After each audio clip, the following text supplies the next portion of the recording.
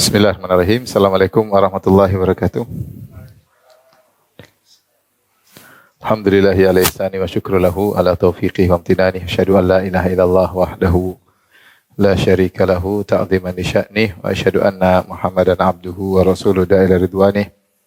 Allahumma shalli alaihi wa ala alihi wa ashabihi wa ikhwanih. Para bapak dan ibu-ibu yang dirahmati Allah Subhanahu wa taala, hadirin hadirat.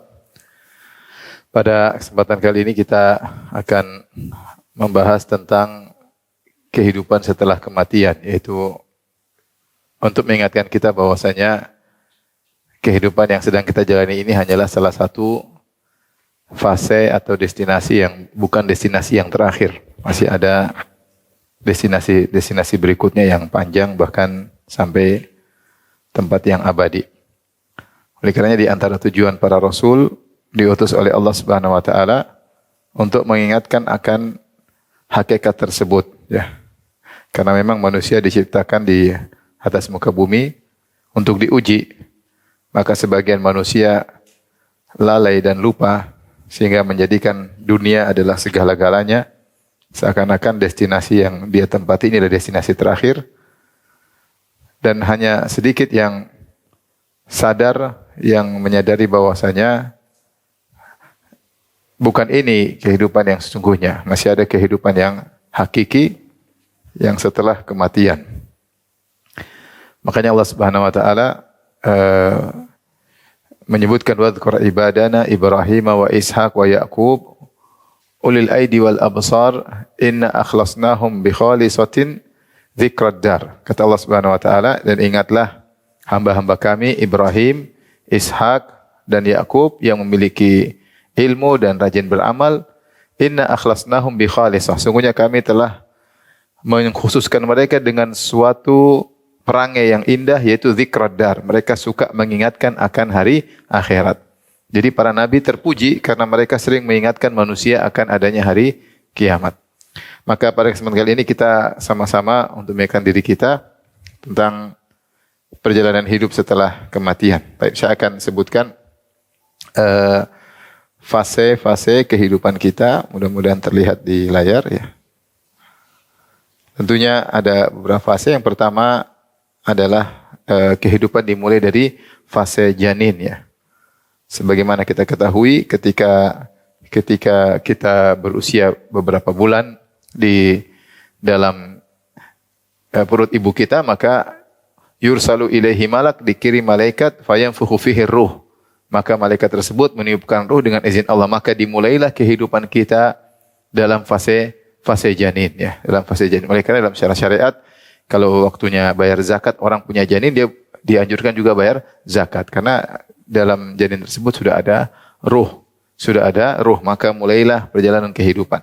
Dan kita tahu fase janin kurang lebih 9 bulan. Itu totalnya. Tapi kalau kehidupan tentu kurang lebih daripada itu. Tapi kita jadi janin kurang lebih 9 bulan. Setelah itu fase berikutnya yang sedang kita jalani sekarang, yaitu di dunia. Hidup di dunia.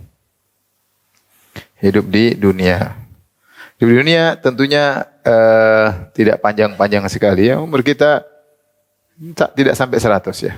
Dan umur umat Nabi Muhammad SAW rata-rata 60 sampai 70. Kata Nabi SAW, a'maru ummati baina sittin ila sab'in. Umur umatku 60 sampai 70 tahun, kurang lebih. Wa aqalluhum man yajuzu dzalik, dan hanya sedikit dari umatku yang melampaui 70 tahun. Inilah sekarang kita lagi di sini. We are here, ya. Kita lagi di dalam kehidupan ini, dalam kehidupan di dunia. Kemudian yang ketiga baru alam barzah. Kehidupan barzah. Hayat barzakhiyah, barzah. Barzah yaitu alam kubur. Ini fasenya yaitu sejak wafat hingga hari kiamat. Maka tentu berbeda antara seorang dengan yang lainnya. Ada yang mungkin sudah ratusan tahun, ada yang sudah ribuan tahun. Ini bisa jadi ratusan, bisa jadi ribuan tahun. Ratusan atau ribuan tahun. Sampai hari kiamat. Entah hari kiamat, Allah alam kapan, kita nggak tahu. Setelah fase barzah, baru kita mengalami masuk ke destinasi yang keempat, disebut dengan eh, hari kiamat atau hari kebangkitan, ya, hari kebangkitan. Hari kebangkitan. Nah, hari kebangkitan ini kita bisa juga bagi menjadi dua fase. Yang pertama adalah padang mahsyar. Kemudian setelah itu ada surga atau neraka. Surga atau neraka. Padang mahsyar totalnya kurang lebih 50.000 tahun.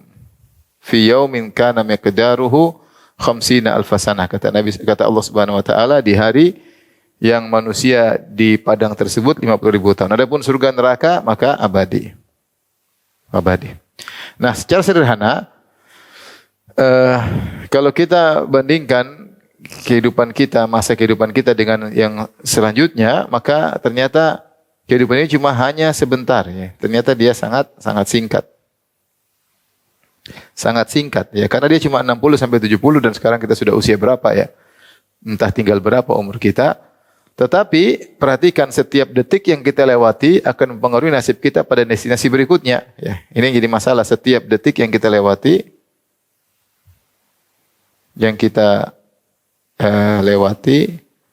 penentu nasib kita atau mempengaruhi nasib kita pada destinasi berikutnya. Ya, nasib kita pada destinasi berikutnya. Bagaimana kita nanti di alam barzah tergantung kita bagaimana di dunia. Bagaimana kita di alam barzah tergantung kita di dunia, ya. Bagaimana kita di padang mahsyar juga tergantung bagaimana kita di dunia, tergantung di sini. Di padang mahsyar juga bagaimana tergantung kita di dunia, dan surga atau neraka juga tergantung bagaimana kita di dunia. Maka dari sini, dari sisi bahwasanya kehidupan dunia hanyalah sepele karena sebentar dibandingkan destinasi berikutnya, tapi dari sisi pengaruh dialah yang menentukan bagaimana nasib kita pada destinasi berikutnya. Ya. Makanya Allah mengingatkan tentang kehidupan dunia banyak karena begitu singkatnya. Allah mengatakan kamatsali ghaitsin a'jabal kuffara nabatuhu thumma yahiju fatarahu musfarra thumma yakunu hutama. Kehidupan dunia seperti air hujan yang mengenai bumi yang tandus, kemudian keluar tumbuhan yang hijau yang menyenangkan, enak dipandang, tetapi hijau tersebut tidak lama. Tiba-tiba menguning, tiba-tiba hancur ditiup debu. Rumput seperti di Jazirah Arab, seperti itu. Tanah tandus, kemudian turun hujan, kemudian tumbuh rumput hijau, tapi tidak lama, kemudian tiba-tiba dia kering, kemudian dia hancur. Allah berfirman, "Fama mata'ul hayatid dunya fil akhirati illa qalil." Tidaklah kehidupan dunia dibandingkan akhirat kecuali cuma sebentar. Mata'un qalil, kesenangan yang hanya sebentar. Tapi intinya sekarang kita tahu nasib kita di sini, ya. Sekarang kalau saya tanya bagaimana nasib kita di dunia, ya, di dunia ini, kondisi kita tahu. Kita tahu kondisi kita. Dari sisi ekonomi, dari sisi kesehatan kita ngerti. Kita sekarang statusnya kaya atau miskin atau sedang. Kita tahu di dunia, ya. Tetapi kondisi kita mungkin sekarang ada bahagia, ada sengsara secara kasat mata, secara fisik, ya, mungkin ada yang kelihatan sengsara, ada yang kelihatan senang-senang. Itu kita tahu, tapi ketika di alam akhirat bisa berubah drastis. Bisa berubah. Orang yang tadinya mungkin di dunia kita lihat miskin, ternyata di akhirat dia kaya raya. Dan sebaliknya, ada orang di dunia mungkin kita lihat dia kaya raya, ternyata di akhirat ternyata terhina. Oleh karenanya, tapi di akhirat kehidupan kita tahu kondisi kita di dunia, ya.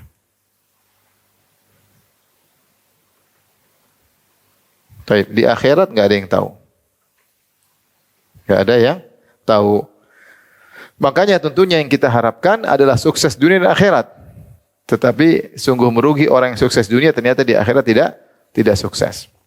Karena dunia cuma sebentar.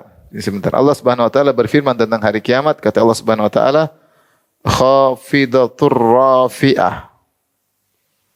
Dalam surat Al-Waqi'ah kata Allah, hari kiamat itu khafidah, yaitu merendahkan. Kemudian rafi'ah, meninggikan.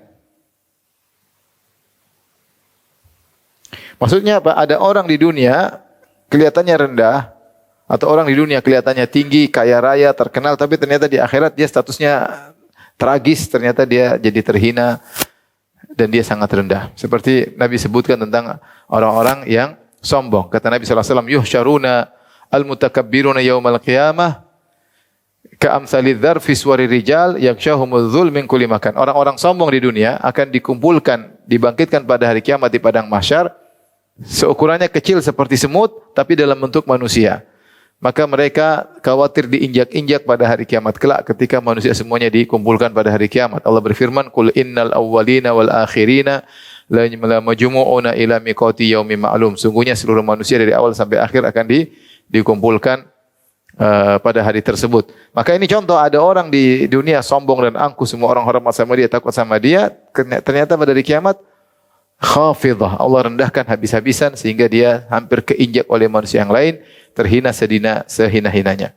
Sebaliknya rafi'ah, ada orang yang mungkin kita anggap rendah secara fisik, secara ekonomi, tapi ternyata dia mulia di sisi Allah Subhanahu wa taala. Seperti dalam satu hadis Rasulullah menyebutkan tentang wanita penghuni surga. Kata Ibnu Abbas kepada Atha, ala adulluka ala imra'atin min ahli jannah, maukah aku tunjukkan kepada engkau seorang wanita penghuni surga? Inilah wanita penghuni surga, hadhihi al-mar'atu sauda. Inilah wanita berkulit hitam.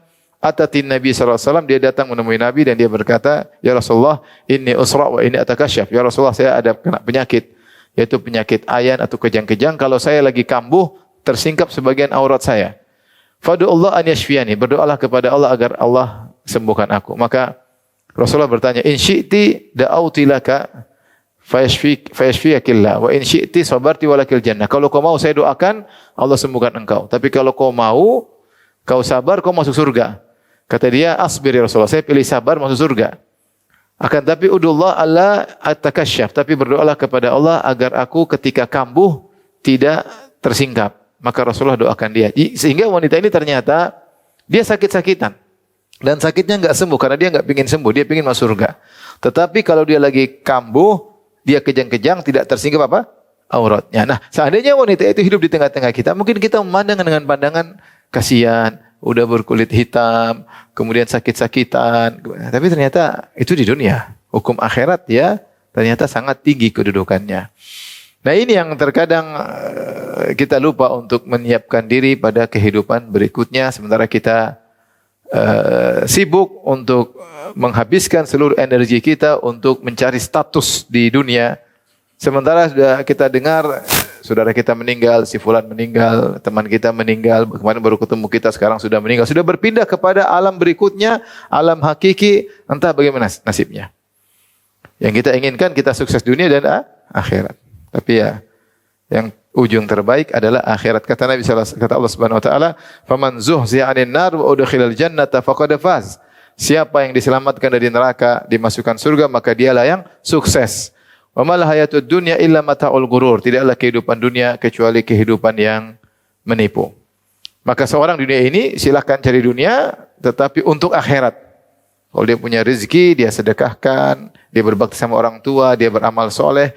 Kalau dia diberi rezeki, maka digunakan untuk beribadah kepada Allah, ya, untuk bantu tetangga, bantu sama fakir miskin. Kalau diberi kesehatan, maka kuat untuk beribadah, untuk umrah, untuk kegiatan sosial. Karena dia tahu kehidupan sini hanyalah sementara. Tapi ini sekedar gambaran fase-fase kehidupan kita, dan sekarang kita berada di fase kedua, kehidupan dunia. Dan sekarang kita sama-sama ngantri untuk masuk pada kehidupan berikutnya. Kapan? Ketika kita meninggal dunia, maka kita akan masuk pada fase berikutnya. Baik, kita lanjutkan ya. Ada yang bertanya tentang ini? Enggak ada? Kita lanjutkan. Jadi sekarang kita lagi di mana nih? Lagi di sini. Semuanya sedang ngantri menuju fase destinasi berikutnya. Cuma saya enggak tahu bapak dan ibu depan saya atau saya depan bapak dan ibu ya. Siapa yang duluan sampai? Jangan terpedaya dengan umur. Bisa jadi yang lebih muda sampai di duluan, tapi biasanya yang lebih tua sampai di luar. Baik, kita lanjutkan. Nah, destinasi setelah ini ada namanya lah kematian ya. Kematian atau tentunya alam barzah ya, alam barzah, mohon maaf, alam barzah. Barzah secara bahasa artinya perantara. Perantara. Maksudnya apa perantara? Perantara antara kehidupan dunia dan hari kebangkitan. Hari kiamat, kebangkitan.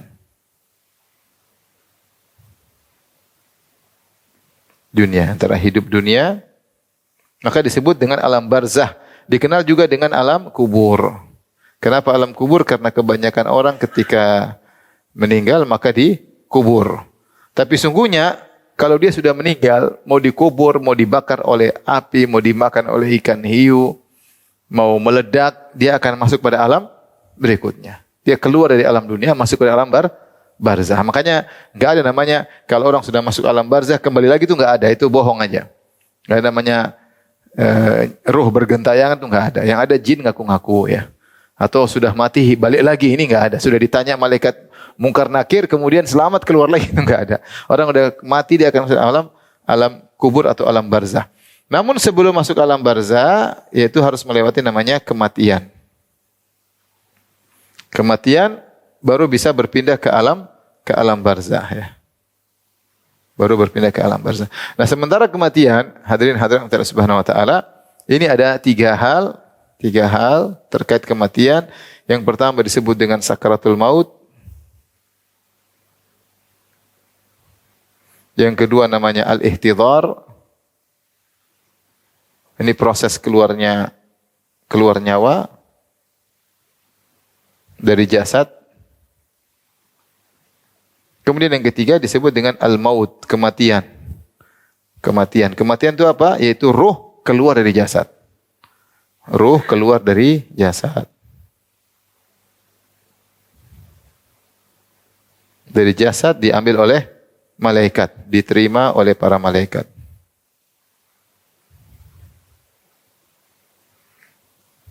Baik.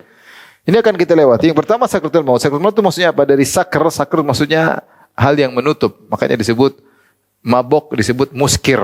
Orang mabuk disebut sakran. Jadi sakar secara bahasa artinya menutupi. Kenapa orang yang sebelum meninggal merasakan kesakitan sakratul maut? Karena dia antara sadar dan tidak sadar saking payahnya kondisi yang dia alami.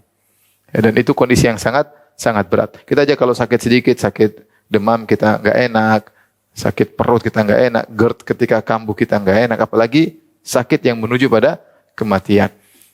Dan sakratul maut ini dilewati oleh siapa saja. Nabi pun mengalaminya. Rasulullah sampai panas tinggi. Rasulullah mengatakan la ilaha illallah innalil mauti la sakarat. Tidak ada sembahan yang berhak disembah kecuali Allah. Sesungguhnya kematian itu ada hal-hal berat yang akan dilewati. Namanya sakaratul maut. Tidak seperti yang dipahami oleh masyarakat. Sakaratul maut itu ketika nyawa mau keluar dari kerong. Itu bukan sakaratul maut. Sakaratul maut itu sebelum itu. Adapun ketika nyawa mau keluar, seorang proses susah napas, itu namanya ihtidhar. Itu namanya apa? Ihtidhar. Ini istilah dalam syariat. Namanya ihtidhar. Nah, sampai kemudian nyawa keluar dari kerongkongan, pisah dari jasad, baru namanya kematian. Ya, kematian. Kematian. Nah, kematian inilah yang adalah misteri. Kapan? Nggak ada yang tahu. Ya, misteri. Kata Allah, wa ma tadri nafsun bi ayyi ardin tamut. Wa ma tadri nafsun bi ayyi ardin tamut. Tidak ada manusia yang tahu di bumi mana dia akan meninggal dunia. Seorang berusaha kabur dari kematian mengejarnya. Kata Allah Subhanahu wa taala, "Ainama takunu yudrikumul maut." Dimanapun kalian berada, maut akan menjemput kalian. Walau kuntum fi burujim musyayyada, meskipun kalian berada di tembok yang benteng yang kokoh. Mau bodyguard banyak yang jaga, tetap aja waktunya meninggal, maka akan meninggal. Oleh karenanya ketika Nabi Daud didatangi oleh malaikat maut, maka istrinya sempat melihat, kemudian dia mengatakan, hati-hati engkau kalau ada Daud. Akhirnya Nabi Daud datang, Nabi Daud terkenal jagoan. Maka Nabi Daud bertanya, man anta, siapa engkau? Maka malaikat maut menjawab, ana alladhi la yamtani'u minnil hujab wala ahabul muluk. Aku adalah yang tidak ada bodyguard yang bisa menghalangiku dan aku tidak pernah takut kepada raja manapun. Kata Nabi Daud, "Idzan anta malakul maut." Kalau begitu kau malaikat maut. Kata malaikat maut, benar. Akhirnya Nabi Daud pun dicabut nyawanya oleh malaikat maut. Padahal Nabi Daud alaihissalam dicabut nyawanya dalam kondisi segar bugar, bukan kondisi sakit, segar bugar. Maka banyak orang yang meninggal tiba-tiba, tidak dulu sakit, apalagi akhir zaman, tiba-tiba meninggal. Ketika diperiksa oleh dokter bilang kena serangan apa? Jantung. Padahal dia meninggal sudah, memang jantungnya udah berhenti ya, karena memang dicabut nyawanya oleh malaikat maut tanpa ada muqaddimah. Masih sore tertawa, siang pagi sudah meninggal dunia. Pagi tertawa, sore sudah dikubur. Ini nyata. Saya punya kawan ke Madinah, 2 orang, mereka sering ke Madinah, dari Madinah pergi ke Indonesia. Terkadang ada beberapa penyaluran sedekah. Kemudian suatu hari mereka berdua berangkat, yang satu sampai Jakarta pulang. Sampai Jakarta pulang. Kenapa? Bibinya sakit. Akhirnya dia pulang, tiba-tiba bibinya sakit keras, dia datang. Dia balik ke Madinah. Malamnya sholat Isya, dia sholat jenazah buat bibinya di Masjid Nabawi. Sholat, dia kuburkan bibinya. Subuhnya dia yang dikubur. Subuhnya dia yang dikubur. Subhanallah. Allah pingin dia meninggal di Madinah. Jadi malamnya nguburin bibinya, paginya orang-orang nguburin dia. Enggak tahu kalau waktunya malaikat maut datang, tidak ada yang bisa tunda. Makanya kita harus selalu siap, karena kita enggak tahu kapan meninggal dunia. Kita berusaha memperbaiki diri.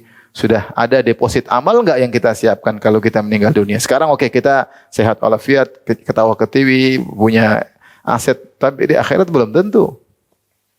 Belum tentu. Jadi orang yang kita remehkan, kita rendahkan, kita tahu dia asetnya banyak di akhirat. Ya. Oleh karenanya kematian kita misteri.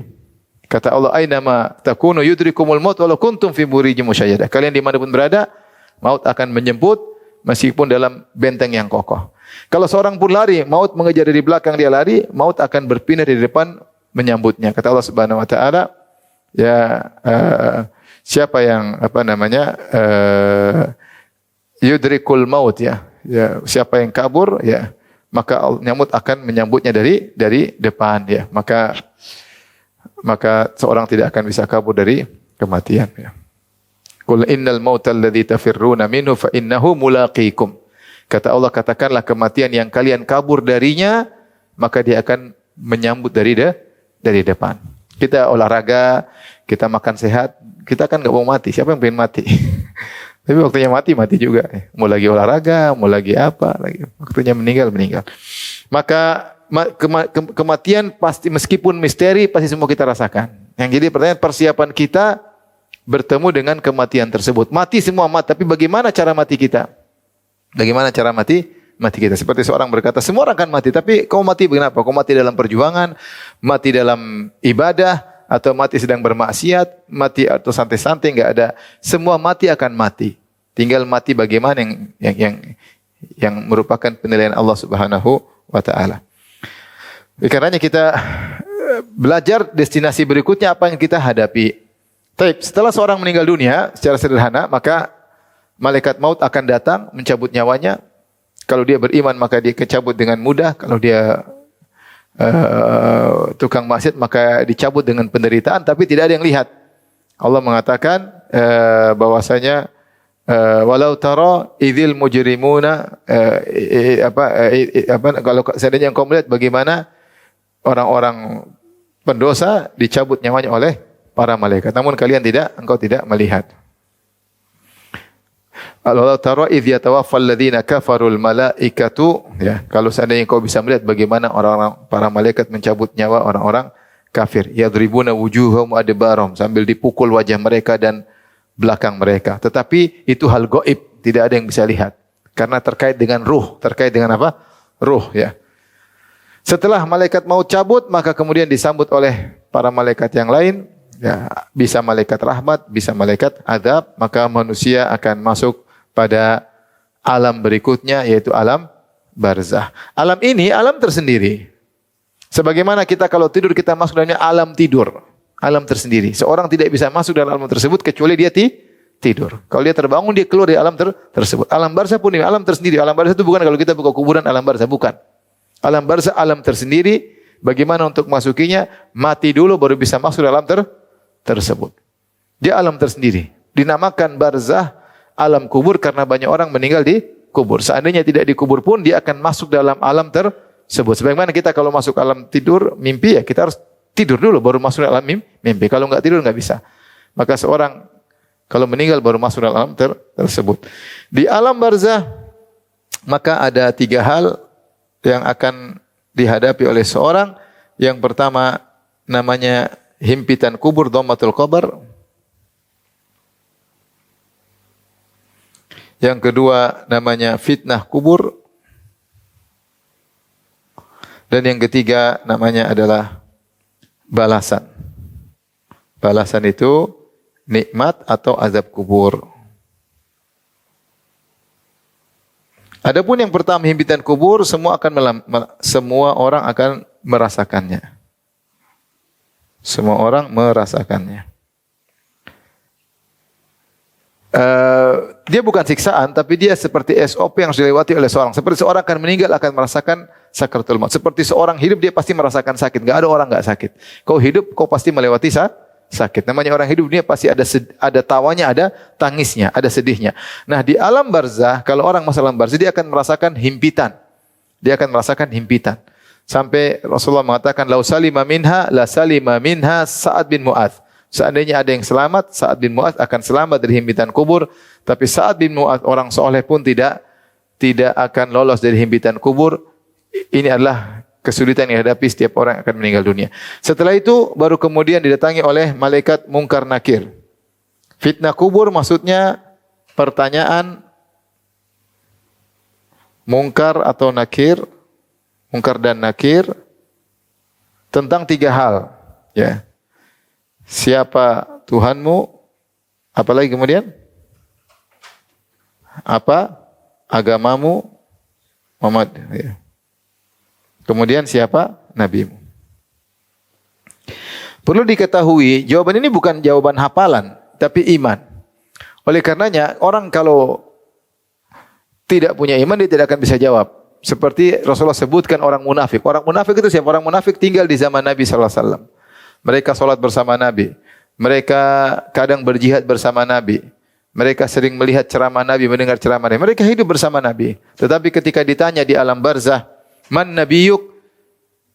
Siapa nabimu? Maka mereka tidak bisa jawab. Kata mereka, sami'tu nas yaqulun. Aku dengar orang bilang gini-gini, maka aku ikut-ikutan. Tapi dia enggak bisa jawab. Dia seperti dilupakan. Jadi sebenarnya dia pernah tahu tapi dia lupa. Ini yang perkara yang mengerikan bagi orang munafik. Dia dulu hidup sama Nabi, dia lihat Nabi, tapi ketika dia ditanya seperti ada file dia pernah tahu tapi dia berusaha mengingat, dia bilang dia berusaha, dia enggak bisa. Dia enggak bisa, akhirnya dia dipukul oleh malaikat Munkar dan Nakir. Jadi maksudnya fitnah kubur ini pertanyaan sederhana. Siapa Tuhanmu? Apa agamamu? Siapa nabimu? Tapi yang bisa jawab adalah orang-orang yang beriman. Orang yang beriman. Makanya Rasulullah SAW kalau menguburkan jenazah, Rasulullah tidak langsung pergi. Rasulullah mengatakan, Is'alu li akhikumus sabat, fa innahul an yus'al. Kata Nabi, mohonlah agar mayat yang kita kubur ini kokoh, karena dia akan ditanya oleh malaikat Munkar dan Nakir. Itu ujian. Siapa yang bisa jawab, dia dapat nikmat kubur. Nikmat kubur muqaddimah sebelum orang mendapatkan nikmat surga. Siapa yang tidak bisa jawab, maka disiksa mendapatkan namanya azab kubur. Nikmat azab kubur ini secara umum tertutup, namun datang banyak dalam sejarah, terkadang dibuka oleh Allah. Orang yang baru dikubur tiba-tiba dilihat, dibuka lagi ternyata hangus. Namun tidak selalu Allah tampakkan. Namun sudah banyak cerita terjadi, kadang-kadang Allah buka gaib ini sebagai pelajaran. Tapi hukum asalnya, dia alam tersendiri. Oleh karenanya Fir'aun, Allah selamatkan jasadnya, tapi dia disiksa. Kata Allah Subhanahu Wa Taala tentang Fir'aun yang mengaku sebagai Tuhan, Al-yawma nunajjika bibadinika litakuna liman khalfaka ayah. Pada hari ini kami selamatkan jasadmu wahai Fir'aun sebagai bukti bahwasanya sebagai pelajaran ini orang yang pernah ngaku sebagai Tuhan yang sombong akhirnya mati tenggelam. Allah keluarkan jasadnya dilihat oleh orang-orang bahwasanya dia sudah meninggal dunia. Karena kalau jasadnya tidak diselamatkan mungkin dibilang Fir'aun lagi jalan-jalan, lagi main sambil Nyi Roro Kidul ya. Makanya diselamatkan biar tahu ini orang sombong telah tewas. Tetapi apakah kalau jasadnya selamat dimumikan berarti dia tidak disiksa? Dia sedang disiksa. Dalam surat Ghafir Allah berfirman an-naru yu'raduna 'alaiha ghuduwan wa ashiya. Sungguhnya dia ditampakkan padanya neraka pagi dan petang. Wa yauma taqumus sa'atu adkhilu fir'auna asyaddal adzab. Nanti pada hari kiamat masukkan Firaun dan pengikutnya kepada azab yang lebih pedih. Jadi mereka tidak dikubur, bahkan mereka tenggelam di lautan, Laut Merah. Bahkan jasad Fir'aun selamat, tetapi dia diazab di alam barzah atau tidak? Diazab. Ruh dia diazab di alam barzah meskipun jasadnya selamat. Maksud saya, jangan bilang, Ustaz, di kuburan kita kecil kok. Itu bukan alam kubur, itu tempat orang dikubur. Alam kubur itu alam barzah, alam tersendiri. Tidak ada yang bisa masuk di dalamnya kecuali orang sudah meninggal dunia. Namun saya katakan terkadang Allah ungkap, terkadang orang baru dikubur, kemudian digali lagi karena ada satu keperluan, tahu-tahu dalam waktu sekejap badannya sudah hangus atau badannya sudah hancur. Padahal harusnya tidak cepat segini. Kenapa? Allah ingin nampakkan sebagian tanda-tandanya agar kita sadar. Taib. Kemudian seorang di alam barzah sampai hari kebangkitan. Sampai sini ada yang bertanya? Kita masuk destinasi berikutnya. Silakan.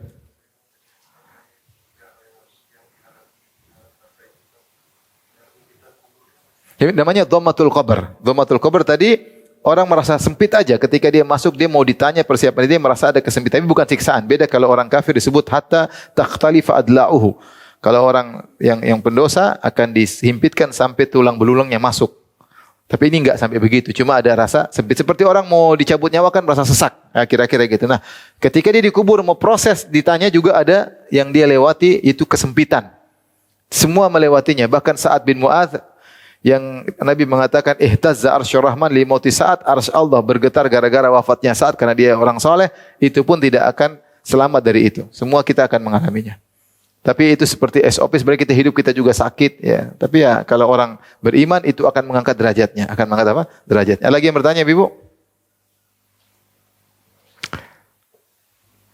Enggak ada, kita lanjut ya.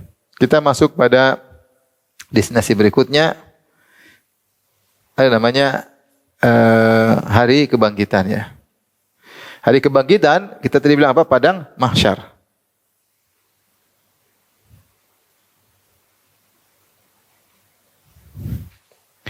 Dimulai dengan kebangkitan manusia.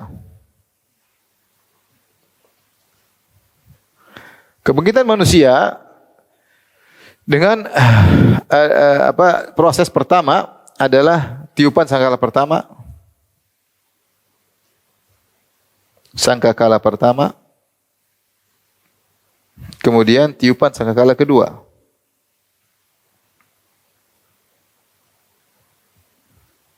Kata Allah Subhanahu wa taala, "Wa nufikha fis-sur fa sa'iqa man fis samawati man fil ardi illa man syaa Allah." Ditiupkan sangkakala pertama maka semuanya meninggal, semuanya mati. Semuanya mati. Baik yang masih hidup ketika itu, baik penghuni langit, baik penghuni bumi maupun yang ada di alam barzah semuanya mati. Ada kan orang hidup di alam barzah, ada yang masih hidup di alam dunia, maka semua ketika itu mati. Kemudian Allah tiupkan kedua, "Tsumma nufikha fihi ukhra", kemudian ditiupkan sangkakala yang kedua, fa idzahum qiyamun yanzurun, maka semuanya bangkit. Tentu ini pembahasannya panjang. Apa yang terjadi, tapi saya ringkaskan ini waktu kita terbatas ya. Maka setelah ditiupkan sangkakala kedua, maka semua manusia akan dibangkitkan ya. Ya. Ka'annahum jaradun muntashir, kata Allah seperti belalang yang bertebaran, bingung mau kemana, tiba-tiba mereka keluar, mereka bangkit. Ya.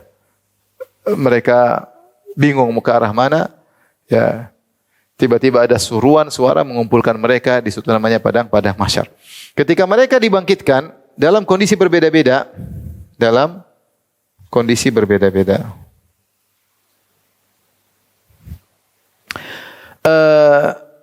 ketika awal bangun, awal dibangkitkan telanjang, baru kemudian Allah kasih pakaian, ya. Jadi telanjang terlebih dahulu, baru diberi pakaian. Tidak berbusana, lalu diberi pakaian.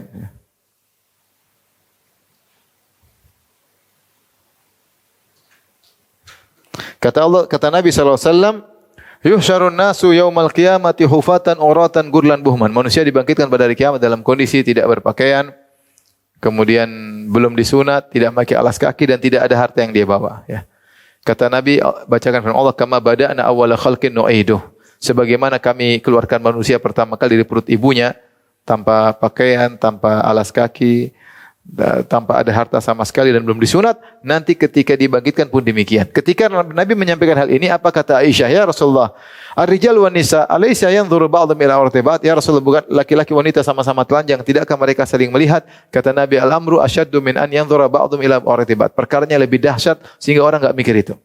Orang enggak mikir itu. Dan ini pernah terjadi ketika di terowongan Mina. Syekh Utsaimin ketika menyampaikan dia terjadi pada terowongan Mina, orang-orang sampai lari, sampai terlepas pakaian mereka, dan mereka tidak peduli.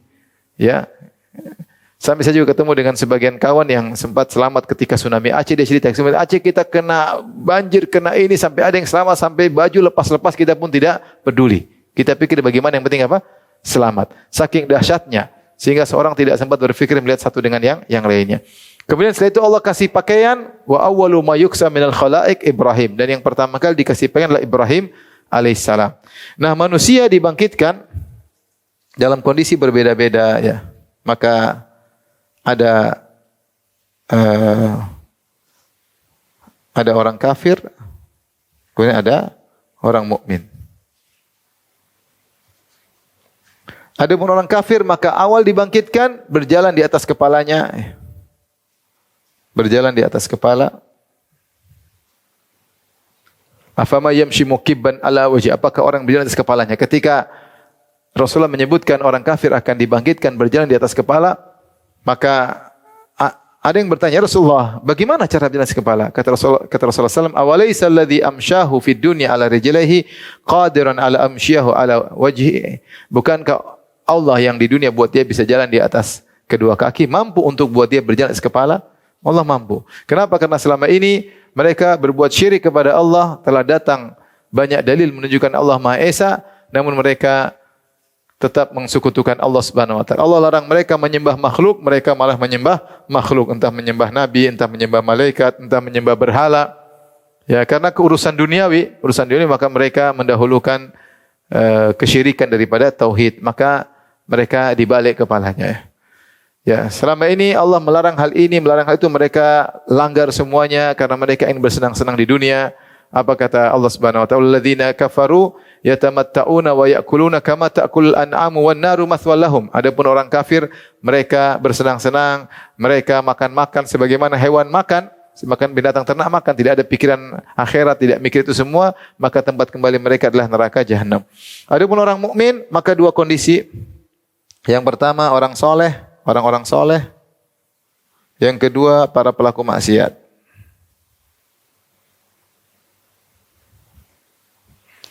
Orang soleh dimuliakan ketika dibangkitkan. Ada yang dibangkitkan dalam kondisi keluar aroma dari mulutnya. Dikatakan mereka adalah orang yang sering berpuasa. Makanya Rasulullah bersabda, la khulufu fami shaim atyabu indallahi min rihil misik. Sungguh aroma yang keluar dari mulut seorang yang berpuasa lebih disukai Allah dari wangi minyak kasturi. Ada yang mengatakan itu hari kiamat, sehingga mereka dibangkitkan kemudian keluar aroma yang harum. Di antaranya orang yang mati syahid, maka dibangkitkan pada hari kiamat kelak dalam kondisi terluka. Ya, dalam kondisi terluka. Mereka di dunia saja dijaga. Makanya waktu terjadi longsor di daerah Uhud, itu 40 tahun setelah mereka meninggal, didapati jasad Jabir Abdullah bin Abil Haram dan Hamzah masih dalam kondisi utuh. Dalam kondisi utuh. Demikian juga kejadian ratusan tahun kemudian di daerah Yamamah ketika dulu terjadi perang antara para sahabat dengan Musailimah al-Kadzdzab. Musailimah al-Kadzdzab ada seorang ngaku nabi baru di daerah Yamamah. Kemudian para sahabat berperang dan banyak sahabat yang meninggal dan dikuburkan tempat yang ma'ruf. Tahu-tahu ada yang longsor masih kelihatan masih utuh. Allah jaga. Padahal sudah 1000 tahun lebih. Itu terjadi juga di Saudi sempat terbuka. Ini dulu sahabat yang meninggal ketika berperang melawan siapa?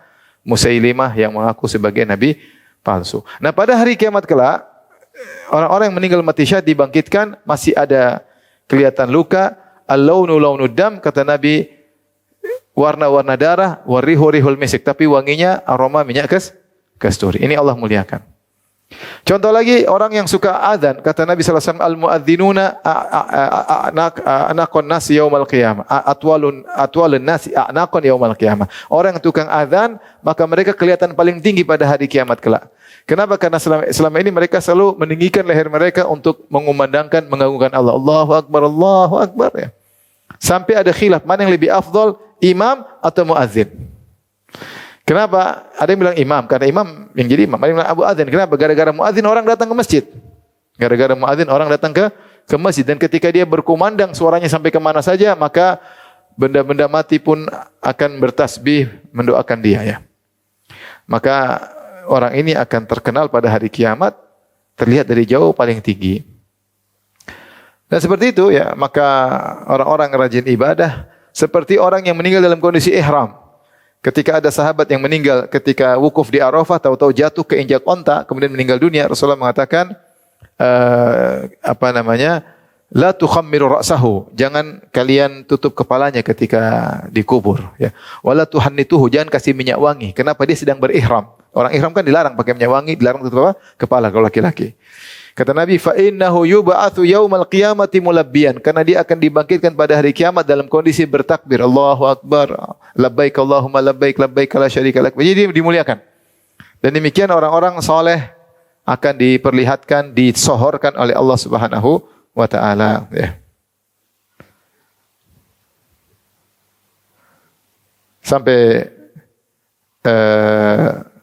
Al-Imam Ahmad ketika dia disiksa oleh beberapa khalifah, maka dia bilang, saya maafkan mereka semuanya. Yang cambuk saya pun saya maafkan, kecuali ahlul bidah, provokatornya yang buat saya tidak maafkan. Dan dia tidak pernah nuntut balas, tidak pernah mengungkit-ungkit bagaimana disiksa, enggak. Ketika ditanya sama anaknya, kenapa Anda memaafkan ayahanda? Kata dia, Allah berfirman, ya, faman afa wa aslaha fa ajruhu 'ala Allah. Siapa yang memaafkan, maka pahalanya Allah yang tanggung. Maka pada hari kiamat kelak orang-orang akan dikumpulkan dan Allah akan memanggil, siapa yang pahalanya tanggunganku, silakan berdiri. Dan yang akan berdiri adalah orang-orang yang memaafkan. Dan saya berharap saya salah satu dari orang-orang tersebut, kata Imam Ahmad. Yang berdiri karena di dunia kita memaafkan orang yang berbuat salah kepada kita. Maksudnya pada hari kiamat orang akan, yang saleh akan dimuliakan. Sebaliknya pelaku maksiat akan dipermalukan. Contoh, orang yang selama ini ibadah karena riya. Umroh karena riya, hanya sekedar status untuk pamer sedekah, pamer-pamer saya bersedekah, berbakti kepada orang tua, cerita kemana-mana, bangun masjid. Mungkin masjid namanya dia kalau bisa. Semua orang jadi tahu dia yang bangun masjid. Pokoknya dia pamer semua apa perbuatan dia untuk mencari pujian. Beda kalau orang cerita bukan karena mencari pujian, tapi dia ingin mencari sanjungan. Dan namanya riya itu tolabul manzila fi qulubin nas, mengekspos atau mempublish amal soleh atau bercerita supaya punya kedudukan di hati manusia. Itu namanya riya.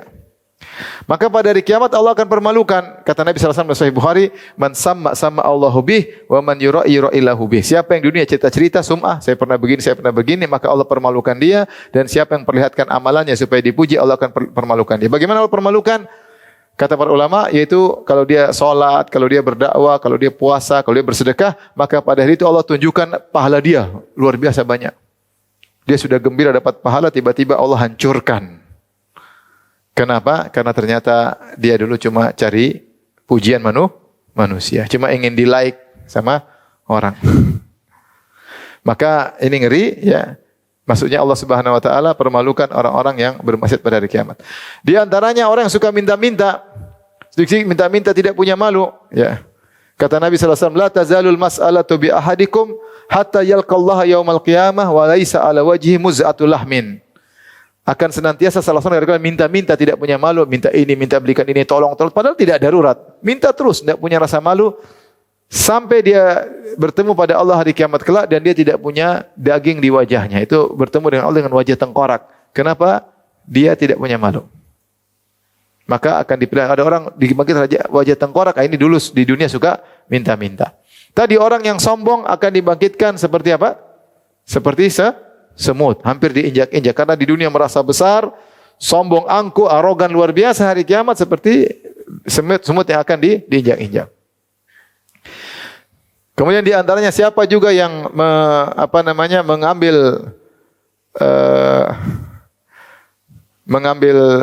tanah orang, ya, kata Nabi sallallahu alaihi wasallam, man akhadha shibran minal ardi zulman tuwiqahu yaumal qiyamah sab'a aradin. Siapa di dunia ngambil tanah sejengkal, tanah orang, dia ambil tanah sejengkal karena berbuat zalim, bukan hak dia, maka pada hari kiamat dia akan dipikulkan dengan sejengkal tanah tapi 7 lapis bumi. Ini orang yang caplok tanah orang cuma sejengkal, gimana kalau 1 hektar? Orang asal aja ya bikin tanah baru lagi bikin sertifikat baru lagi, sertifikat baru. Saya pernah ke suatu daerah, ada ada perusahaan yang ingin membebaskan tanah, yaitu yang ngurusin bandara, ingin membebaskan tanah untuk urusan bandara. Kata dia, Ustadz susah Ustadz. Kenapa? Kadang satu tanah 3 orang, 4 orang. Saya bilang, kok bisa satu tanah? Dia yang menangis. Kok bisa satu tanah 4 orang? Orang tersebut ngomongnya enak. Pak, tanah kan, bumi kan 7 lapis. Berarti sertifikat 7 dong. Jadi kalau satu tanah, maksudnya ini ngeri. Padahal Nabi bilang mengambil 1 jengkal aja punya orang di hari kiamat, belum di neraka, masih di hari kiamat sudah tersiksa. Kemudian juga di antaranya yang pelaku maksiat yang tidak bayar zakat. Tidak bayar zakat disebut dalam hadis yang sahih, yang tidak ada zakat kambing, zakat onta, zakat sapi tidak dibayar, maka onta tersebut yang tidak mau dia bayarkan zakatnya akan injak-injak dia sampai hari kiamat, disiksa. Ya. Akan disiksa. Jadi sebelum masuk surga neraka, terkadang di padang mahsyar sudah Allah tunjukkan. Waliyadzubillah ya. Siapa yang punya, kata Nabi SAW, man kanat lahum ra'atani famala ila idahuma ja'a yaumal qiyamati wa shikuh ma'il. Siapa yang punya istri 2, kemudian condong kepada salah satunya tidak adil, datang hari kiamat badannya miring. Ya, kalau punya 1 aman berarti kan. Yang punya 2 badannya apa? Miring. Nginapnya sama yang 1 terus, yang satunya enggak pernah nginap. Yang satunya dibelikan minyak wangi terus, satunya dibelikan balsam terus. Ini gimana? Hanya miring. Cuma 1 aman. Maksudnya pelaku maksiat akan dinampakkan pada hari tersebut. Ngeri. Taib. Setelah dikumpulkan, jadi dibangkitkan. Setelah dibangkitkan, maka kemudian matahari diturunkan jarak 1 mil. Ya. Matahari didekatkan jarak 1 mil. Manusia semuanya berdiri. Manusia berdiri, kepanasan, desak-desakan.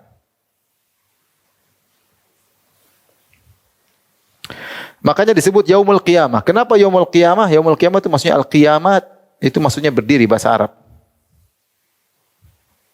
Kenapa disebut yaumul kiamat? Ada yang mengatakan karena manusia semuanya berdiri, enggak ada yang duduk. Ada yang berbaring semua di bawah terik matahari. Desak-desakan kenapa? Karena seluruh manusia dikumpulkan dari awal sampai akhir. Qul innal awwalina wal akhirina lamajmu'una ila miqati yaumin ma'lum. Katakanlah seluruh manusia dari awal sampai akhir dikumpulkan. Itu disebut dengan Yaumat Talaq, hari pertemuan. Nabi Adam bertemu dengan cucunya yang paling terakhir.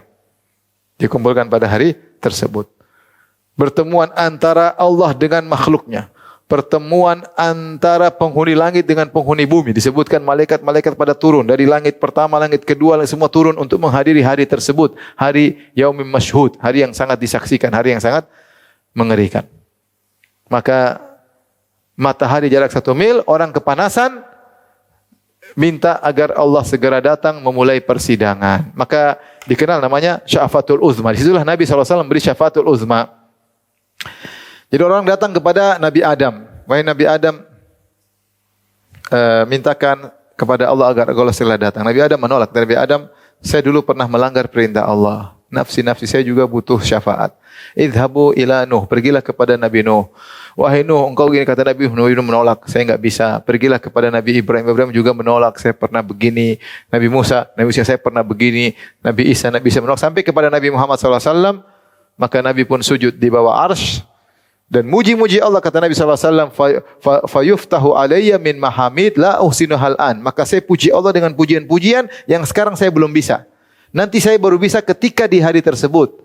Saya berdoa dan muji-muji Allah dengan pujian-pujian luar biasa. Maka Allah mengatakan, ya Muhammad, irfa ra'sak wasal tu'tah washfa' tushaffa. Wahai Muhammad, angkatlah kepalamu dari sujud, berilah syafaat, engkau akan diberi syafaat, mintalah kau akan dikabulkan. Maka datanglah Allah Subhanahu wa taala, mulai persidangan yang Allah sebut dalam Al-Qur'an, wa jaa'a rabbuka wal malaku saffan saffan. Datanglah Rabbmu dan malaikat juga datang bersaf-saf. Maka setelah itu ada namanya hari persidangan. Berikutnya, disinilah ketika matahari jarak 1 mil, keringat bercucuran. bercucuran.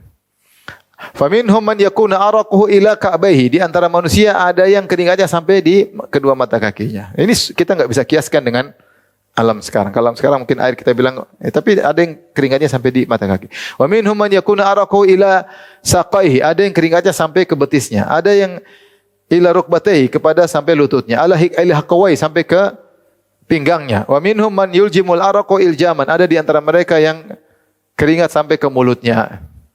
Al-Ghazali berkata, Imam Al-Ghazali rahimahullah ta'ala, siapa yang di dunia berletih-letih berkeringat karena Allah, maka dia akan sedikit keringatnya pada hari tersebut. Maka seorang tidak usah sedih kalau dia capek, letih, cari nafkah karena perintah Allah menafkahi anak istri. Dia cari nafkah mungkin di bawah terik matahari ya, untuk membahagiakan kedua orang tuanya, bantu kedua orang tuanya, hanya karena Allah aja, karena Allah. Atau dia harus berjalan jauh untuk nyambung silaturahmi, atau dia harus bangun salat malam sampai keringatan. Kalau dia berkeringat karena Allah, ya, dia bakar energinya karena Allah, maka pada hari kiamat keringatnya paling sedikit. Seorang enggak usah, artinya kalau dia letih-letih karena Allah, yakinlah semua ada di balik itu ada keindahan. Taib, setelah Nabi sujud, kemudian Nabi minta Allah datang, maka Allah datang, maka mulailah faslul qada. Faslul qada, yaitu hari persidangan. Hari persidangan. Ini semua di padang mahsyar. Ini semua di padang mahsyar. Allah datang, mulailah semua masalah akan disidang. Kata Nabi SAW, awwalu ma yuqda bainan nas fid dima. Yang pertama Allah sidang urusan darah. Urusan darah. Semua sidang yang tidak selesai di dunia akan diulang lagi. Semua sidang yang pernah dilakukan di dunia namun tidak adil akan diulang lagi. Tidak ada yang persidangan tidak terjadi akan disidang. Yang persidangan sudah terjadi di dunia namun tidak adil akan diulang oleh Allah Subhanahu wa taala. Dan pada hari tersebut seorang tidak bisa menyewa pengacara, tidak bisa, akan yang sidang langsung Allah Subhanahu wa taala. Allah akan menghadirkan saksi begitu banyak. Kulit-kulit akan berbicara dalam Al-Qur'an, kulit-kulit berbicara. Orang kafir berkata, "Lima syahidtum alaina." Ya. Wa qalu li juludihim lima syahidtum alaina. Mereka berkata kepada kulit-kulit, kenapa kalian bersaksi menjatuhkan kami? Qalu antaqana Allahu alladhi antaqa kulla syai. Kulit-kulit berkata, Allah telah menjadikan kami bisa berbicara, yang telah membuat semua bicara, kami pun bisa berbicara. Ya. Al-yauma nakhtimu ala afwahihim wa tukallimuna aydihim wa tashhadu arjuluhum. Ya, pada hari tersebut maka kami akan tutup mulut mereka, tangan mereka menjadi saksi, kaki mereka menjadi saksi. Semua menjadi saksi, bumi menjadi saksi, ya. Ya. Yauma idzin tuhadditsu akhbaraha. Pada hari tersebut bumi akan menyampaikan kabar-kabarnya. Di antara tafsiran yaitu bumi akan menjadi saksi. Bumi mana yang kita pijak, kalau kita bermaksiat akan jadi saksi, kalau kita melakukan kebaikan akan menjadi saksi. Makanya disebutkan Rasulullah SAW ketika pergi solat lewat jalan lain, pulang solat Id lewat jalan untuk berbanyak saksi. Ada yang mengatakan kita solat sunnah pindah-pindah untuk berbanyak apa? Saksi. Saksi. Belum catatan amal dibuka, jadi orang enggak bisa kabur. Enggak bisa kabur. Mau pandai ngomong, pintar ngomong, yang sidang Allah Subhanahu wa taala ini tahu segalanya. La takhfa minkum khafiyah. Tidak ada yang tersembunyi. Maka hari persidangan. Ya, hari persidangan. Yang pertama disidang masalah darah.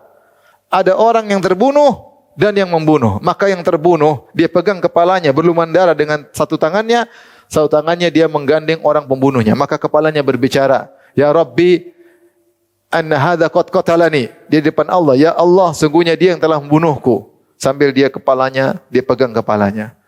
Maka Allah bertanya, kenapa kau bunuh dia? Maka disidang. Kalau dia bilang, saya yang bunuh dia karena engkau ya Allah fisabilillah, maka oke. Kalau ternyata tidak, maka orang ini akan binasa. Semua ya masalah. Sampai ketika Rasulullah di dunia mengatakan jangan sampai kalian bersumpah untuk mengambil harta orang lain, karena akan faman uqtita alahu siapa yang mengambil hak saudaranya fa innama akhadha qit'atan minan nar, maka dia telah mengambil potongan dari neraka jahanam. Silakan perbanyak, silakan sedikit kalau mengambil hak orang lain. Maka ada sahabat berkata, Ya Rasulullah, qadiban min araq, ya Rasulullah, meskipun hanya sepotong kayu siwak, kata Nabi, walau qadiban min araq. Meskipun hanya sepotong kayu kayu siwak, meskipun hanya sepotong kayu siwak itu kalau dijual 1 real, kau ambil itu hak orang, maka bisa menjerumuskan dalam neraka jahanam. Maka semua disidang, yang bunuh, yang zalim, terzalimi, semua sidang. Entah berapa lama ya. Setelah sidang, baru masuk ke hisab. Ada yang bertanya di sini? Kita di dunia aja sidang nggak enak. Sidang, ini deg-degan. Apalagi kalau kita salah, waduh, datangkan pengacara, bayar sini, bayar sana, dikerjain sama pengacara, harus nyogok hakim. Di hari kiamat nggak ada yang bisa disogok. Sogok duit nggak ada. Duit nggak ada. Tapi ada yang bertanya?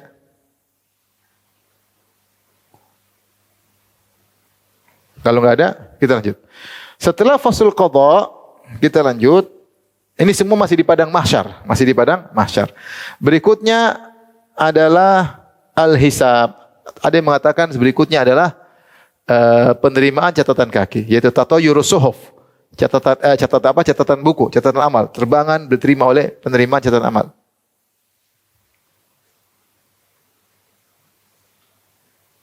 Catatan amal.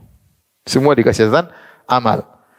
Ya, baru kemudian manusia dihisab berdasarkan catatan tersebut. Kata Allah, "Iqra' kitabak, kafa bi nafsikal yauma 'alaika hasib." Baca catatan amalmu. Cukup setiap manusia menghisab dirinya. Maka Allah menghisab, tapi itu sebagai bukti ya. Maka lalu hisab. Hisab sebenarnya apa? Atau kita sebelahnya ya. Yang kedua, hisab. Hisab secara bahasa artinya perhitungan. Tetapi maksud seperti audit ya, seperti auditing ya. Jadi Allah mengaudit, bertanya. Jadi tanya dulu, tanya jawab ini begini benar enggak? Benar enggak, itu namanya audit, ditanya. Jadi setiap orang akan ditanya, benar kau begini? Benar. Apa jawabanmu? Enggak bisa dicatat oleh semua, Allah ungkapkan pada hari tersebut ya.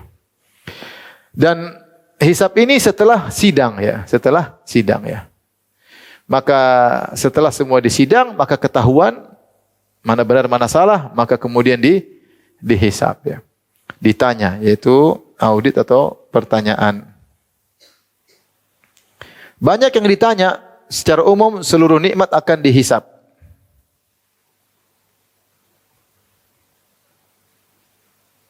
Kata Allah Subhanahu wa taala, "Tsumma latus'aluna yauma idzin 'anil na'im." Kemudian sungguh-sungguh kalian akan ditanya semua kenikmatan. Misalnya kita beli mobil, tanya kenapa beli mobil, buat apa? Kita ini semua ditanya, ya. Kesehatan, umur. Makanya Rasulullah SAW mengatakan, "Lan tazula qadama 'abdin hatta yus'alan arba." Kaki seorang tidak akan bergeser menuju surga atau neraka sampai ditanya 4 perkara. Di antaranya tentang umurnya. Umurnya itu waktunya. Umur waktu atau bukan? Waktu. Kita ditanya, ngapain? An umri fima afnah, masa mudanya kemana dia habiskan masa muda? Main-main aja, ibadah enggak, ditanya. Kemudian ditanya harta, ya. Harta 2 pertanyaan. Dari mana dan kemana? Dari mana dapat? Kemana dihabiskan? Kemana dibelanjakan?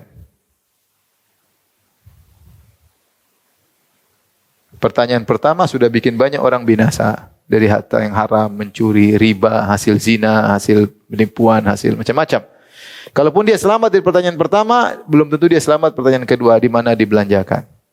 Benar atau tidak, boros atau tidak, ini semua akan ditanya ya. Makanya dulu pernah istri bilang, "Abi belikan ini, agak mahal." Saya bilang, "Kau siap dihisap enggak?" "Kalau siap dihisap, Abi belikan." "Abi jangan begitu." "Ya sudah." "Mau siap dihisap enggak?" "Ya udah enggak usah." Padahal kalau dia mau juga saya pun tidak mau. Kalau kau tidak dihisap, saya yang dihisap. Karena saya yang bayar. Maksudnya kita jadi harta sehingga kita tahu bahwasanya harta ini cuma titipan. Titipan. Ya, makanya kita bilang innalillahi wa inna ilaihi raji'un. Kita ini semua milik Allah. Kita milik Allah, harta kita rumah semua milik Allah. Maka karena kita ini milik Allah, kita akan ditanya oleh Allah Subhanahu wa taala. Kemudian juga tentang ilmunya. Tentang ilmu. Apa yang sudah diamalkan? Sudah diamalkan. Kemudian ditanya juga di antara tentang amanah. Amanah. Amanah ini banyak. Di antaranya misalnya jabatan. Kata Nabi SAW, "Fa innaha yaumal qiyamati khizyun wa nadamah." Sungguhnya jabatan itu pada hari kiamat adalah kehinaan dan penyesalan jika tidak ditunaikan dengan baik. Ngeri. Jadi bupati, kemudian yang diurus jutaan orang ternyata bohong ternyata ini hari kiamat binasa. Uang nggak seberapa, uang banyak pun yang dinikmati segitu-segitu aja. Orang punya 1 triliun dengan 1 miliar. Ada sama atau beda? Jelas beda. Tetapi secara nikmat sama aja. Makan juga, tidur juga, punya mobil juga punya mobil. Meskipun 1 triliun, dia punya uang 1 triliun nggak mungkin ada mobil bareng-bareng. Naik pesawat. Dia jet pribadi, kita bisa di bisnis kelas. Sama saja. Beda, cuma beda tipis. Tapi hisabnya ngeri. Amanah. Ya, amanah ngeri. Maka jangan seorang menyia-nyiakan amanah. Di antara ditanya tak bertanggung-jawaban, tanggung jawab. Ya. Banyak yang mau ditanya.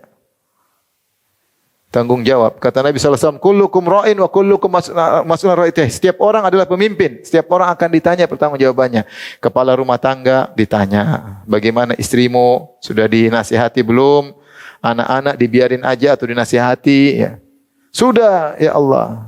Kalau sudah, hidayah di tangan Allah. Nabi Nuh sudah nasihat anaknya ratusan tahun. Tapi anaknya mati kafir. Tapi pertanyaan, sudah kau nasihati tidak? Itu pertanyaan. Terus, ibu rumah tangga. Nah, ditanya. Benar enggak? Sudah ngurusi anak-anak, pembantu, terus uang suami benar enggak digunakan? Semua orang akan ditanya. Semua orang akan ditanya. Maka kullukum ra'in wa kullukum mas'ulun an ra'iyatihi. Ya. Setiap kali pemimpin dan setiap kali akan dimintai pertanggungjawabannya.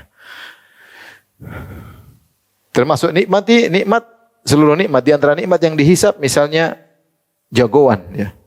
Jagoan ditanya tentang kehebatannya. Makanya Allah hadirkan orang yang mati syahid. Allah mengatakan fa'arrafahu ni'amahu fa'arrafah. Allah ingatkan dia tentang nikmat-nikmat. Ini jagoan gunakan pakai pedang. Allah tanya, apa yang kau lakukan dengan kejagoanmu? Allah tanya. Kan itu nikmat. Kelebihanmu buat apa? Maka dia mengatakan qataltu fika hatta tushid. Saya perang ya Allah, saya mati syahid. Kata Allah, kau dusta, tapi kau berperang supaya dikatakan jagoan. Kecerdasan juga akan ditanya. Cerdas buat apa? Semua nikmat akan ditanya dan pertanyaan Allah detail. Perhatikan di sini harta, ini pertanyaan lama ini harta. Beli dari mana? Belanjanya kemana? Buat apa? Ini lama. Sampai Rasulullah sebutkan, inna fuqara ummati yadkhulunal jannah qabla al-aghniya bi 500 am. Sungguhnya orang-orang miskin masuk surga sebelum orang kaya 500 tahun lebih cepat. Kenapa? Karena orang kaya hisapnya panjang. Orang miskin sedikit sudah habis hisap. Tidak punya apa-apa. Ada HP cuma bukan HP apa? Bukan HP smartphone, cuma HP Nokia lama. Daftar cuma daftar utang. Kalau smartphone ada akun aja ada berapa? Akun Facebook, akun TikTok, akun Instagram, itu semua akan dihisap. Semakin banyak akun, semakin membuka banyak pintu hisap. Akun asli, akun palsu untuk nakal, coba ngeri. Jadi makanya bisa jadi bos masuk surga belakangan, miskin masuk duluan. Pembantunya, bos, saya dulu bos ya. Bos masih dihisap. Kemana sudah? Bisa tunggu nggak? Enggak, tunggu di luar. Ya. Maka, tapi kata para ulama, kalau ternyata uangnya digunakan untuk ketakwaan kepada Allah, meskipun dia terlambat masuk surga, tapi surganya bisa sangat tinggi. Tapi kalau enggak, bahaya. Bahwa ini semuanya adalah hisab. Di antara yang mengerikan adalah masalah kezaliman. Ya. Pahala kita berkurang gara-gara kezaliman. Perhatikan, pahala disetor kepada orang yang kita zalimi.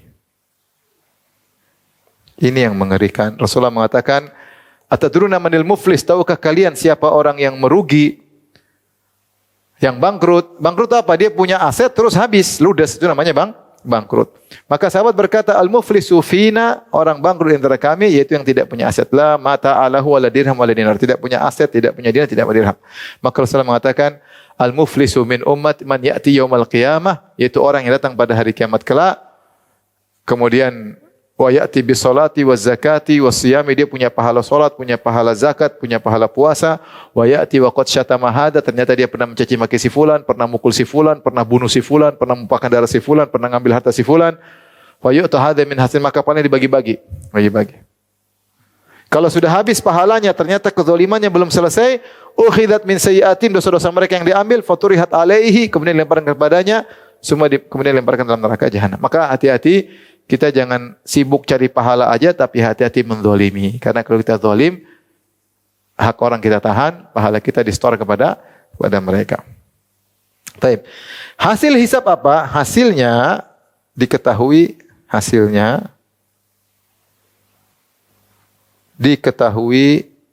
atau diklasifikasi amal baik dan amal buruk.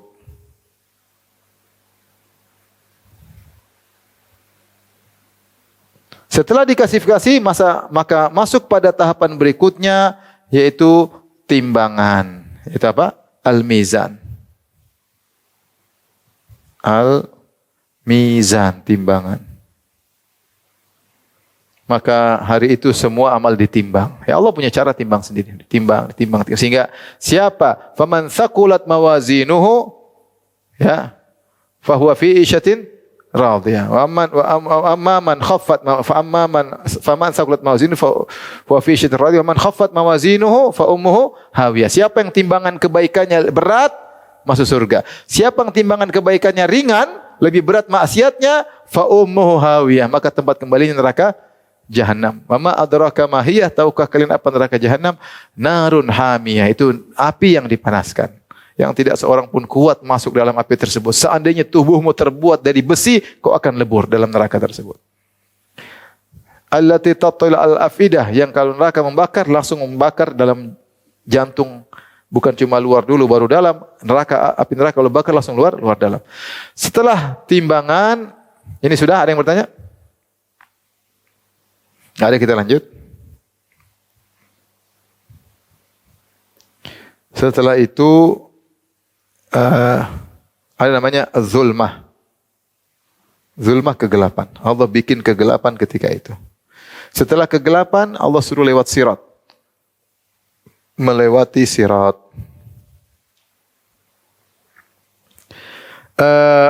Manusia ada 3 model. Ya, manusia ada boleh 2 model. Yang pertama, orang-orang kafir asli, yaitu siapa? Yahudi, Nasrani, agama-agama lain yang musyrikin, maka tidak lewat sirat, langsung masuk neraka. Tapi langsung ke neraka. Saya lupa tadi ikhwan ya. Ini penting kita hisab ini. Di antara yang dihisab adalah amal soleh ya. Yang paling bahaya, amal soleh. Benar atau tidak amal soleh kita. Dan yang pertama dihisab adalah solat. Solat. Kata Nabi SAW, awwalu ma yuhasabul abdu min amalihi as-salat. Pertama kali Allah hisab solat seorang hamba. Fa in saluhat saluha sairul amal. Kalau solatnya baik, amal yang juga ikut baik. Wa in fasadat, kalau solatnya rusak, fasudah sairul amal, maka amalnya juga ikut rusak. Maka perhatikan terhadap solat. Kita mau nakal, mau apa, ya jangan nakal. Tapi maksudnya kita ada apapun, jangan lupa solat 5 waktu. Ada orang, ustaz saya masih suka minum bir. Ya sudah, saya mau larang gimana? Masih dilarang pun malah birnya nambah-nambah. Tapi jangan lupa solat. Tapi pas solat jangan minum bir. Ustaz saya masih hobinya begini. Yang penting kamu solat. Solat ini paling penting. Kalau kau masih sholat 5 waktu terjaga, masih mungkin, sangat mungkin kau diampuni. Sangat mungkin kau akan kembali kepada jalan yang benar. Sangat mungkin kau akan baik kembali. Tapi kalau sholat sudah kau tinggalkan, agak berat, susah. Sholat ini penting. Ingatkan kepada saudara-saudara kita yang kita sayangi, kakak kita, adik kita, anak kita, orang tua kita. Sholat. Itu bukti kau sebagai ciptaan Allah. Allah suruh kau sholat, kau enggak sholat, kau ciptaannya siapa? Kau mau sombong bagaimana? Kau akan mati habis ini. Setelah itu kau akan bertemu dengan Allah. Sebenarnya kau tidak pernah sholat. Ngeri. Namanya manusia punya syahwat melakukan ini dan itu. Tapi sholat apa susahnya? Tidak lain karena kesombongan. Maka orang yang tidak sholat binasa pada hari tersebut. Ya. Yang pertama Allah hisab adalah apa? Sholat. Sholatnya baik, yang lain baik. Sholatnya buruk, ya udah yang lain lebih buruk lagi. Gak usah dipakai. Hati-hati sholat. Jangan sampai malas-malasan. Manusia ada 2 model, orang kafir asli tidak lewat sirat tapi langsung ke neraka. Dinampakkan, disebut dalam hadis, maka akan nampak seakan-akan Nabi Isa muncul, mereka menyangka Tuhan mereka datang, kemudian digiring oleh Nabi Isa, ternyata cemplung ke neraka Jahannam. Penyembah Uzair, Allah seakan-akan muncul seorang Uzair yang disangka Tuhan mereka yang menolong mereka memberi syafaat, ternyata dibawa ke neraka jahanam. Setiap penyembah selain Allah akan dikhayalkan kepada mereka sesembahan mereka datang ternyata dibawa ke neraka jahanam. Yang model kedua, orang-orang yang KTP-nya Islam. Orang-orang KTP Islam. Ini ada dua. Yang KTP Islam ada dua. Pertama munafik. Yang kedua adalah Islam beneran. Islam beneran. Ini disuruh lewat sirat, ini disuruh lewat sirat. Disuruh lewat sirat. Maka orang Islam beneran, orang beriman akan lewat duluan, orang munafik belakangan. Kemudian mereka lewat sirat. Allah kasih cahaya karena gelap. Tadi saya bilang ini gelap. Sirat itu apa? Sirat itu gampangannya begini. Ini sirat. Ini neraka. Sirat itu jembatan alamat ini jahannam. Jembatan di bawahnya neraka jahannam.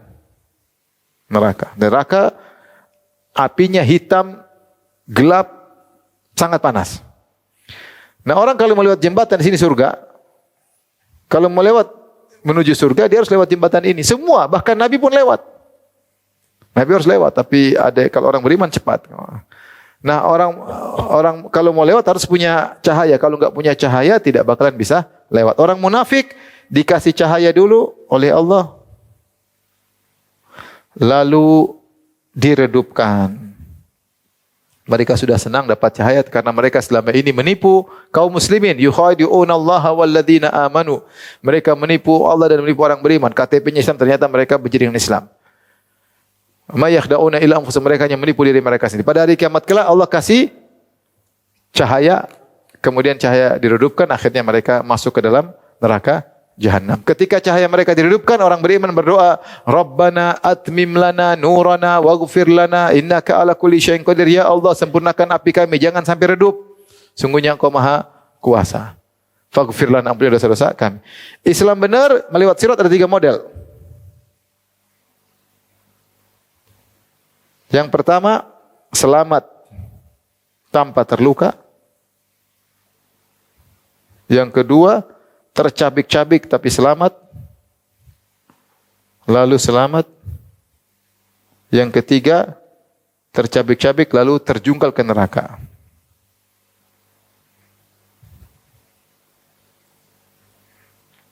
Rasulullah menyebutkan bahwasanya di samping jembatan ada kalalib dan khototif, ada besi-besi yang mencabik-cabik. Sehingga orang lewat dicabik-cabik. Ada yang dicabik-cabik tapi dia lolos, terluka tapi lolos. Kenapa? Dia punya dosa-dosa, tapi dosa-dosanya tidak harus membuat dia masuk neraka. Cukup dibersihkan di atas apa? Sirat. Ada yang punya dosa-dosa dan harus masuk neraka, dicabiknya masuk neraka jahanam. Ada yang selamat. Yang selamat pun macam-macam. Ada secepat kilat, ada secepat angin berhembus, adakah al-ajawid minal khayl, seperti kuda yang berlari kencang, ada yang onta berlari kencang, ada yang merangkak tapi selamat.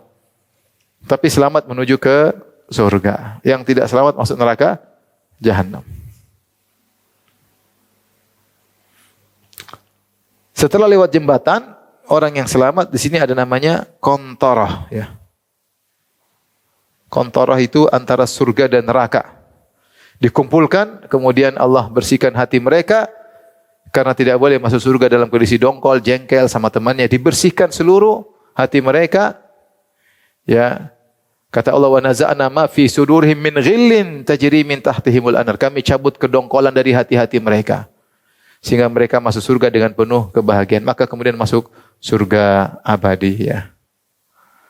Kata Allah, fariqun fil jannah wa fariqun fis sa'ir. Manusia itu sebagian di neraka dan sebagian di surga. Semoga Allah menjadikan kita semuanya penghuni surga. Amin ya rabbal alamin.